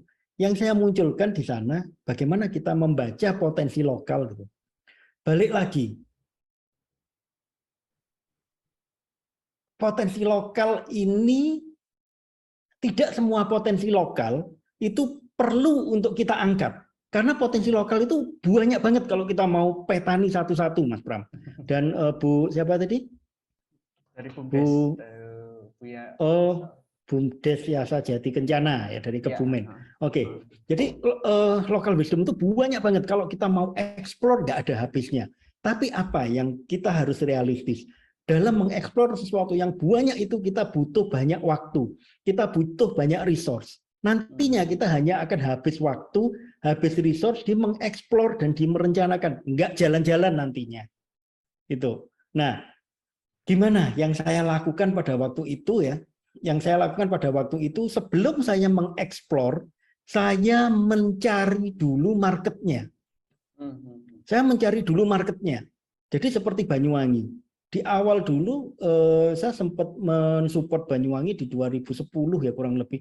Dari salah satu kecamatan paling ujung ya di Banyuwangi, di Kecamatan Pesanggaran. Saya dengan Pak Bram waktu itu, beliau camat, sekarang beliau jadi Kepala Dinas Pariwisata di Banyuwangi. Ya, itu saya melihat, saya kalau mau metani local wisdom banyak di sana gitu ya. Tapi tidak itu yang saya lakukan. Saya melihat dari sudut pandang yang berbeda. Saya nggak lihat local wisdomnya dulu, Mas Bram. Saya lihat siapa sih yang mau saya jadikan konsumen gitu ya. Oh ternyata yang mau saya jadikan konsumen adalah orang-orang yang seperti ini gitu. Contoh kalau yang di Natuna, sasaran saya adalah orang-orang dari dari Singapura, kemudian orang-orang dari Eropa. Itu yang mau saya ambil dari Natuna. Kalau yang dari Banyuwangi kemarin saya sih simpel aja gitu. Pemikiran saya simpel. Orang datang ke Banyuwangi hanya untuk singgah dan mohon maaf ya, hanya untuk singgah dan buang sampah di sana. Duitnya mereka habiskan di Bali. Betul. Nah, ini yang akhirnya jadi customer segmen saya. Oke, orang cari apa sih sebenarnya sebelum ke Bali? Nah, ini yang saya kaitkan dengan potensi lokal. Orang sebelum ke Bali, mereka itu butuhnya apa? Dan apa yang mereka cari di Bali yang sekiranya bisa ditemukan di Banyuwangi. Sama juga dengan di Natuna. Orang kalau ke daerah sana nyari apa? Pesaingnya Natuna itu siapa sih? Bangka Belitung. Apa yang ada di Bangka Belitung yang di Natuna ada, tapi belum tereksplor? Apa yang di Bangka Belitung dicari orang gitu ya? Di Natuna ada dan bisa kita optimalkan lebih banyak atau lebih baik. Itu yang saya ambil sebagai potensi lokal. Jadi saya fokus ke sana, saya nggak kemana-mana. Kalau saya mikiri potensi lokal ratusan, Mas Pram, bahkan bisa ribuan. Makanannya aja ada berapa, ya kan? Gaya hidup orangnya bisa kita jual sendiri, potensi alamnya bisa kita jual sendiri. Tapi itu butuh banyak waktu, butuh banyak resource. Kalau saya nggak gitu, saya balik. Konsumen saya siapa? Butuhnya mereka apa? Ada nggak local wisdomnya? Baru saya cari local wisdomnya. Saya nggak cari local wisdomnya dulu. Kalau local wisdomnya kebutuhan konsumen kita, siapa konsumen kita udah tahu, kebutuhan mereka apa kita sudah tahu, potensi lokalnya kita bisa cari, maka di situ gampang sudah, perencanaannya gampang, lapangan pekerjaan sudah pasti ada gitu kan. Kemudian kita petakan, tuh apa sih yang jadi action plan kita ke depan. So simple seperti itu. Demikian Mas Bram. Wah, mantap-mantap. Ada pertanyaan lagi Bapak Ibu? Silakan. Kalau tidak ada, ini pertanyaan dari saya. Ini Coach, tentang storytelling atau story pitching. Apakah ini juga salah satu teknik untuk menghindari hard selling, Coach? Jadi kita lebih ke soft selling. Kalau Coach Win gimana? Betul. Kalau ini sifatnya soft selling, Mas Pram. Jadi soft selling ini ya memang kita ada forumnya gitu ya. Ada forumnya karena nggak mungkin kita tahu-tahu melakukan story pitching gitu ya. Jadi kita melakukan story pitching nggak di forum itu agak sulit. Nah, kecuali kalau kita melakukan story pitching dalam konteks casual ya. Casual itu berarti sambil santai-santaian gitu ya. Oh, saya ketemu orang nih sambil saya nongkrong di halte gitu ya. Saya nongkrong di halte nunggu bis kota nih gitu ya. Nunggu Damri lewat misalnya gitu ya. Ini kejadian pada waktu saya di Jakarta. Saya di Jakarta, kemudian saya nunggu Damri sih waktu itu ya lewat. Kebenaran saya berdiri di depan salah satu kantor ya, di depan salah satu kantor kementerian gitu ya. Nah, orang yang di depan saya juga baru keluar dari sana, berdiri di sebelah saya gitu. Kemudian ngobrol, ya, ngobrol dan akhirnya nanya ke saya. Oh, di Jakarta baru datang, Mas? Iya, saya baru datang, Pak. Saya bilang gitu. Oh ya, kerjanya di bidang apa? Nah, ini yang saya lakukan pertama kali. Ya. Sebelum saya melakukan pitching gitu ya, melakukan pitching atau story pitching tadi, yang pertama saya lakukan adalah saya menggait perhatiannya dia dulu, ya, dengan istilahnya adalah hacking mind ya. Hacking mind itu adalah saya ngehack pikirannya dia, gitu. Elevator pitch tapi yang lebih singkat lagi, yaitu hacking mind. Ya. Pada waktu beliau nanya pekerjaan saya apa, jawaban saya simple gitu. Sambil saya ketawa, sama seperti yang tadi saya sampaikan ke Mas Pram dan teman-teman.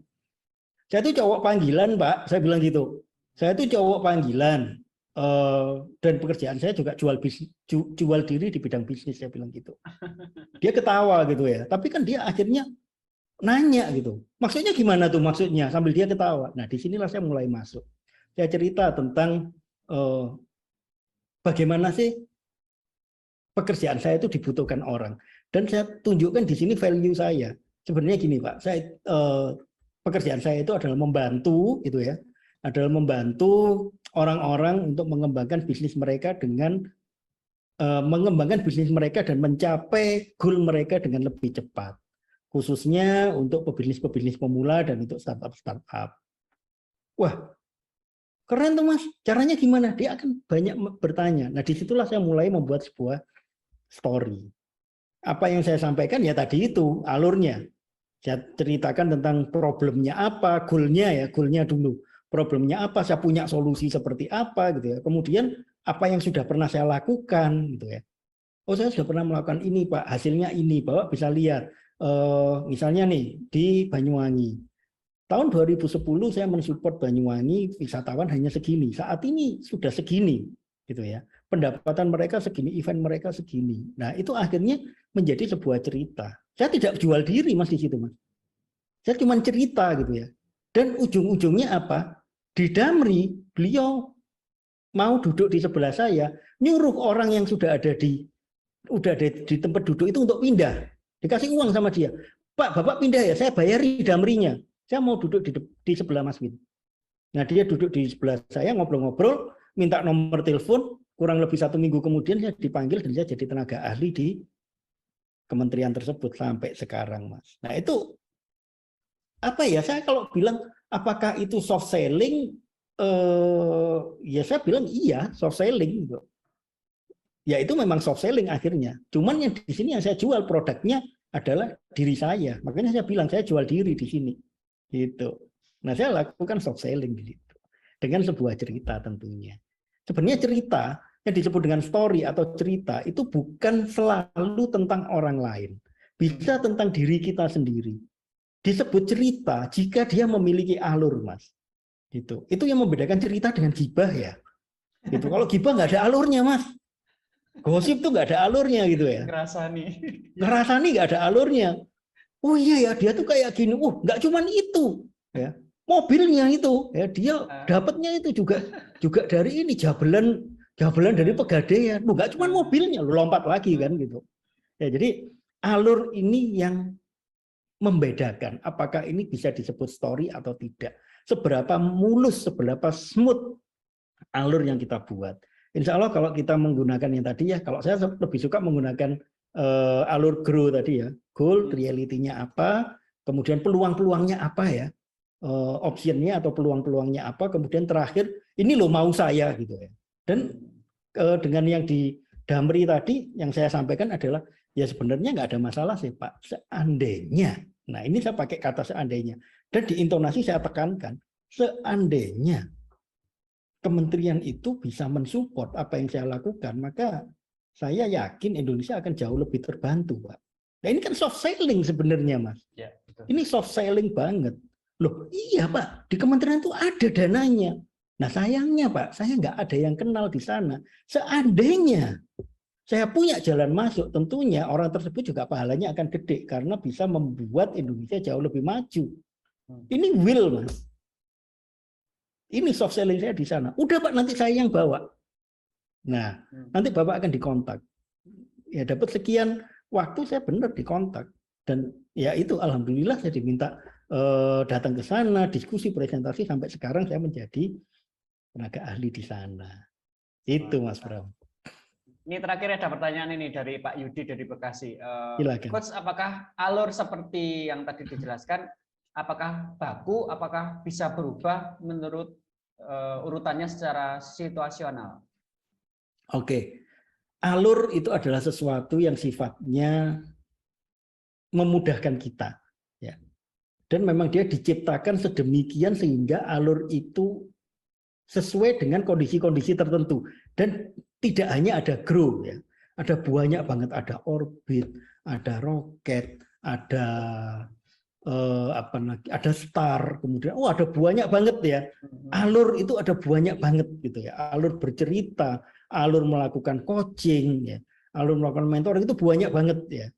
Tetapi saya sampai dengan detik ini saya paling suka itu pakai grow gitu ya.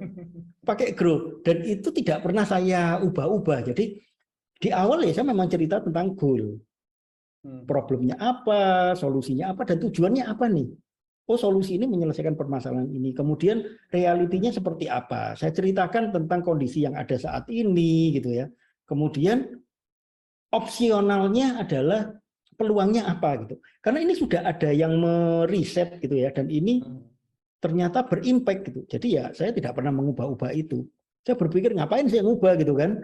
Saya harus riset lagi. Jadi ya biarkan itu. Toh itu sudah diteliti dan ternyata dengan alur yang demikian itu berimpact. Jadi ya sudah, kalau sekarang sih sudah jadi otomatis ya. Jadi ya udah, itu ada di kepala saya, itu jadi mindset saya gitu. Sehingga kalau ngobrol ya mimpin rapat misalnya, itu juga sudah ngikut itu. Alur itu sudah ngikut gitu ya. Saya melakukan presentasi bisnis walaupun itu spontan ya itu ngikut sudah. Jadi di awal saya selalu bahas tentang goalnya dulu, kemudian saya bahas realitanya seperti apa, kemudian saya bahas tentang peluang-peluangnya seperti apa, dan terakhir ini loh mau saya gini gitu. Karena saya tidak pernah melakukan sesuatu tanpa ada tujuannya. Mau saya itu ini loh gitu, itu terakhir. Saya sampaikan seperti itu. Demikian Mas Pak Yudin, jadi saya sarankan ya ikuti aja alur yang sudah tadi disampaikan oleh Coach Yakob. Memang kalau kita merubah alur itu nanti kita akan kesulitan sendiri ya Coach ya. Ya, ini ada pertanyaan lagi nih Coach dari silakan. Nawang Sasi. Apakah keberuntungan itu kita harus open minded dan bisa menangkap peluang? Oke. Buat saya keberuntungan itu adalah sesuatu yang dihasilkan dari proses sebelumnya. Itu. Saya tidak percaya adanya keberuntungan yang tahu-tahu itu apa ya, bahasa Jawanya ujuk-ujuk ya Mas ya, nggak ada angin, nggak ada hujan, tahu-tahu ada keberuntungan. Jadi keberuntungan ini pasti ada kaitannya dengan apa yang pernah kita lakukan sebelumnya gitu. Satu contoh, kalau misalnya saya bisa aja menganggap bahwa telepon dari kementerian pada waktu itu adalah keberuntungan saya gitu loh. Saya ketemu dengan orang dari kementerian tadi di halte, itu bisa jadi sebuah keberuntungan. Tetapi itu dihasilkan melalui sebuah proses. Sehingga saya tidak pernah menyebut itu sebagai sebuah keberuntungan, tetapi saya menyebut itu sebagai sebuah kesempatan. Itu. Karena bagi saya gini, keberuntungan itu ya kita yang menciptakan sebenarnya gitu loh. Dan itu kesempatan itu ya kita yang menciptakan gitu kan. Coba nih ya. Saya dikasih apa yang diistilahkan dengan keberuntungan. Saya dipertemukan dengan orang tadi. Tapi saya tidak memanfaatkan kesempatan untuk saya soft selling. Ya mungkin sampai dengan saat ini saya tidak akan pernah jadi tenaga ahli di sana. Saya nggak akan bisa keliling Indonesia gitu ya dengan gratis ya, walaupun itu sifatnya kerja gitu ya. Kalau saya tidak membuka obrolan gitu. Ya, jadi saya sangat sepakat dengan yang tadi disampaikan oleh Bu atau Kak Nawang Sasi ya. Nawang Sasi ya. Keberuntungan harus open mind. Iya. Ya, jadi open mind itu artinya kita selalu punya pemikiran yang positif gitu. Asal jangan COVID-nya aja yang positif, oke, nggak apa-apa gitu ya. Pemikirannya positif. Ya, menangkap peluang. Ya, menangkap peluang itu buat saya menangkap peluang itu adalah satu hal yang akhirnya menjadi otomatis pada saat kita sudah memiliki mindset yang positif, Mas Bram. Dan jangan lupa juga ya bahwa mindset kita ini ya itu akan diaminkan oleh semesta, ya. Akan diaminkan oleh semesta dan semesta akan melancarkan jalan untuk mencapai apa yang kita munculkan di dalam mindset kita. Jadi kalau saya tidak terlalu percaya keberuntungan, tetapi saya percaya bahwa semesta itu mendukung apapun yang terjadi kepada kita melalui mindset kita. Satu contoh nih, ya, mindset saya itu positif, gitu ya. Tidak ada hal yang kebetulan, tidak ada hal yang sia-sia. Saya diajak nih sama Mas Pram, gitu ya. Saya diajak sama Mas Pram, Mas Win, bantu dong ngisi di acara saya, kasih materi gitu. Oke gitu ya. Dan ternyata apa? Saya dipertemukan gitu ya dengan orang-orang yang sefrekuensi dengan kita, Mas Pram. Dipertemukan dengan orang-orang yang luar biasa yang ada di room ini gitu ya. Apakah ini kebetulan? Saya tidak melihat itu sebagai kebetulan. Saya melihat itu sebagai kebenaran aja. Ya. Kebenaran kita ada di sini gitu. Kalau saya negative thinking, ngapain sih gitu ya? Saya menghabiskan waktu untuk ngobrol di sini gitu ya. Ngapain gitu. Toh saya nggak dapat apa-apa gitu ya. Tapi karena mindset saya positif, ternyata dari pertanyaan-pertanyaannya Mas Pram tadi, saya punya insight baru.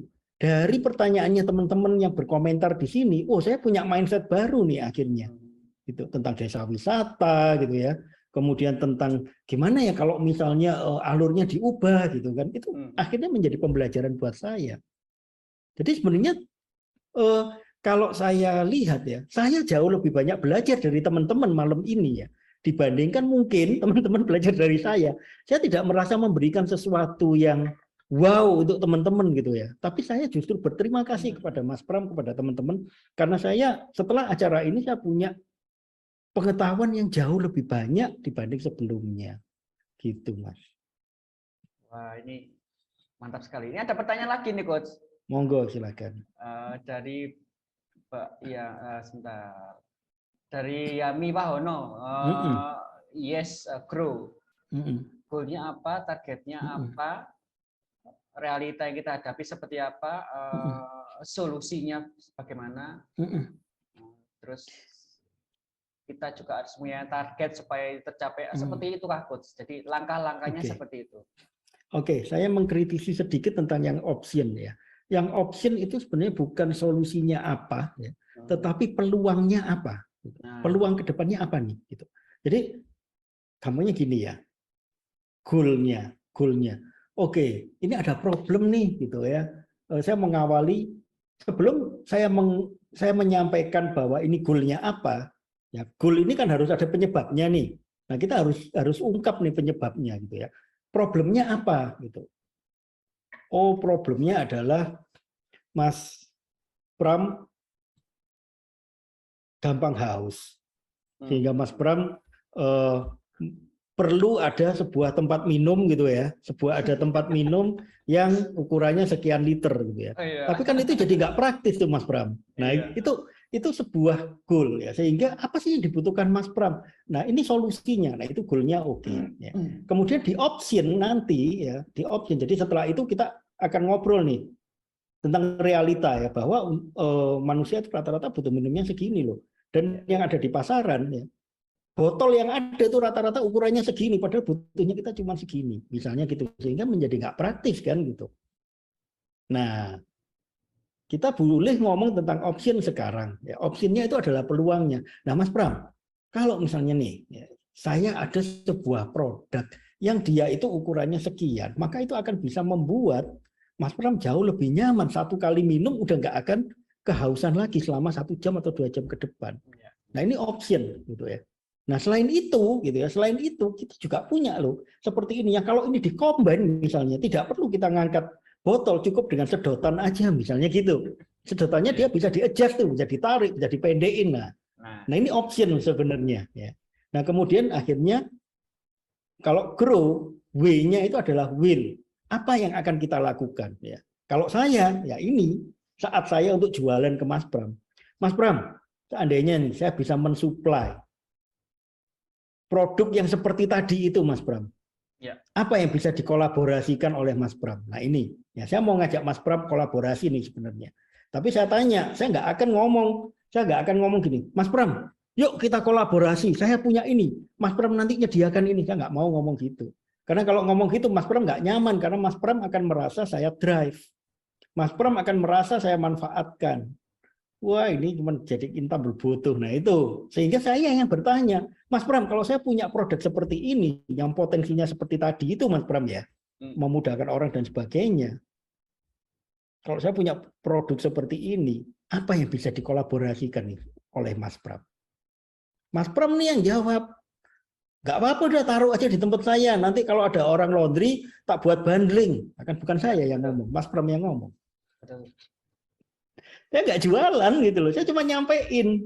Tapi Mas Pram akhirnya beli, gitu kan.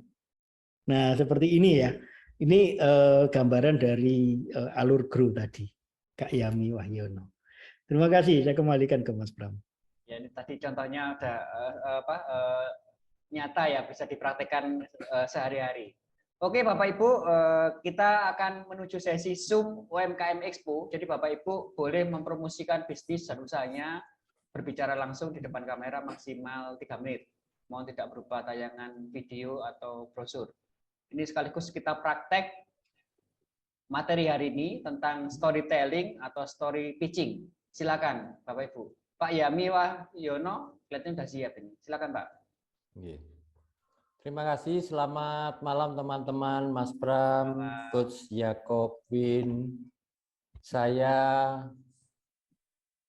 punya bisnis franchise. Nah, yang dijual adalah dengan konsep sehat tanpa obat. Namanya Jamo, JAMO, singkatan jamu modern.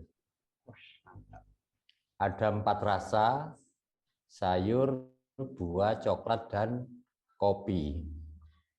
Nah, bahannya semua kolagen, habatus sauda, ginseng, pemalisnya pakai stevia, jadi sehat. Nah ini harganya jadi rombong dan produknya, gelasnya sebenarnya 7,5 sampai pertengahan September ada promo 6 juta. Harga per gelas 20.000, kita bayar 6 juta itu dapat 400 minuman.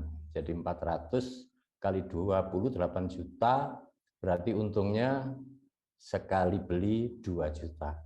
Terima kasih. Pak Yami Wahyono, mungkin ada nomor telepon yang bisa dihubungi?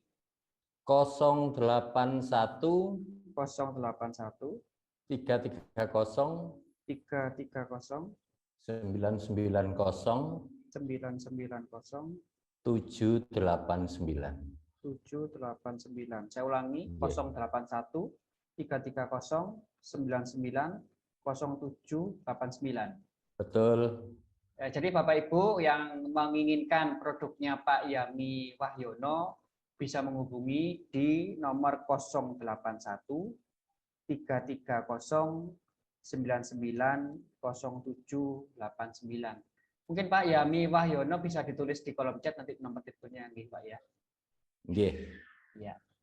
Ada yang lain Bapak Ibu? Mas Pram. Terima kasih Pak Yami. Ada yang lain Bapak Ibu yang mau promosi? Ini tadi saya lihat ada Mbak Elijah tentang coklat sehat. Bisa dipromosikan. Mbak Elijah, silakan. Iya Pak Pram, saya tadi terlambat masuk jadi nggak ngikutin itu eman-eman ya materinya Pak Jakob. Ya, mungkin bisa bercerita tentang coklat sehat ini bagaimana? Nah, silakan. Ini Pak Pram, saya itu produksi coklat dari kakao, dari buah kakao asli dari lokal Indonesia, utamanya dari Jawa Timur. Nah itu saya olah sendiri, saya jadikan coklat siap makan, bisa diolah kembali berupa nanti jadi bahan baku kue, minuman atau dan lain-lainnya. Saya juga produksi coklat kompon yang saya produksi sendiri, yang coklat warna-warni itu Pak Pram. Terus? Nah, itu bahan bakunya itu tanpa pemanis buatan dan tanpa bahan kimia apapun yang berbahaya. Saya juga produksi bolu, brownies, dan turunan-turunannya dari bahan baku coklat itu tadi Pak Pram. Ya. Ya, Nomor seperti telepon itu, yang bisa Pak Pram. dihubungi, Mbak Elijah? 085 085 103 103 12 12 8001. 8001. Ya, monggo kalau yang mau kepo-kepo di Instagram saya bisa follow di IG saya coklatkrepes.elijah. Ya. Mohon nanti Mbak Elijah ditulis di kolom chat ya untuk Iya, nomor Pak telepon. Pram. Ya, jadi Bapak Ibu yang Iya. ingin makan coklat meskipun ngemil tapi sehat, nah bisa menghubungi Mbak Elijah di 085 103 12 8001. Open reseller juga Pak Pram. Iya. Siap. Mas siap, Pram. siap. Ya. Halo, Mas Pram. Hah? Boleh kasih satu masukan buat Ya. Kak Elijah nih? Monggo Pak Jacob. Nah, Sangat Boleh, Mas senang Pram. sekali saya. langsung coaching langsung ini. Boleh, Mas Pram? Iya, silakan. Oke. Itu tagline-nya keren tuh. Makin sehat dengan makan coklat. Nah, Mantap. Oke, matur nuwun, matur nuwun. Sukses selalu, Mbak Elijah. Terima kasih Pak Jacob. Oke, Bapak Ibu, karena waktunya sudah sangat larut sekali, ya ini tadi sudah disampaikan dari Pak Yami Wahyono. Oke, Bapak Ibu, kita akan menuju ke sebentar, ya. Kita akan foto bersama dulu, ya. Bapak Ibu mohon dibuka kameranya, kita foto bersama. Bentar aja. Oke, terima kasih, Mas Pram. Jadi untuk closing statement dari saya cukup ini aja sih, Mas Pram. Tetaplah berfokus kepada value atau nilai atau manfaat dari produk dan bisnis Anda, dan teruslah untuk menyampaikan value tersebut kepada dunia. Terima kasih, Mas Pram. Terima kasih, Coach. Terima kasih, Mas Pram. Oke, Bapak Ibu, sampailah kita pengumuman pemenang. Pemenang pertama untuk mendapatkan saldo OVO, saldo GoPay senilai Rp25.000 jatuh kepada Ibu Bumdes Yasa Jati Kencana. Mohon dibuka kameranya. Ada apa? Bumdes. Yang kedua adalah Pak Yudi dari Bekasi. Nah, namanya siapa Pak yang dari Bumdes Yasa Jati Kencana? Pak siapa namanya? Bumdes Yasa Jati. Mungkin bisa di open mic sebentar aja. Pak siapa? Muhammad Nur Sodik. Jadi Pak Muhammad Nur Sodik dan Pak Yudi mohon japri ke saya di 081. Demikian Bapak Ibu webinar kali ini, ya semoga bermanfaat, semoga ada pencerahan. Jangan lupa praktek. Terima kasih Coach Yakobin atas materi hari ini. Semoga bermanfaat bagi kita semuanya. Kita jumpa lagi di minggu depan di obrolan malam Jumat. Mohon maaf kalau ada salah-salah kata. Saya akhiri. Wassalamualaikum warahmatullahi wabarakatuh. Waalaikumsalam. Terima kasih Pak. Terima kasih. semua. Terima kasih Pak Izin Yani, live. Pak Mato Sorti. Sehat selalu, nggih. Oke, terima kasih.